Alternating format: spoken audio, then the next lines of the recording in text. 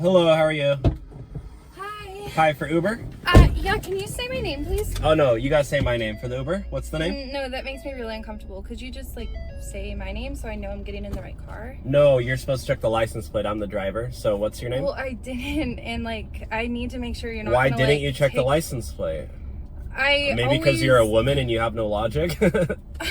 This has nothing to do with me being a woman. Like, seriously. It has like, everything to be with you being a woman. Yeah, I mean, my safety. Like, I want to make sure I'm safe. Like, you're this dude, like, asking me to, like, say my name. Like, how do I know you're not gonna, like... I'm a dude. What does that matter? Gender equality. Okay, but, like, I would rather be with, like, a bear than, like, a dude, honestly. Like, this makes me so uncomfortable. A bear? Yeah, than a dude? like, what is that supposed to mean? I'm just saying, you make me Just feel, say my like, really name. unsafe. No, like, Then say my order a name. new car if you don't feel safe. Get out of my car then. No, I'm super uncomfortable with you right now. Like, you're wasting my time. I could have made money.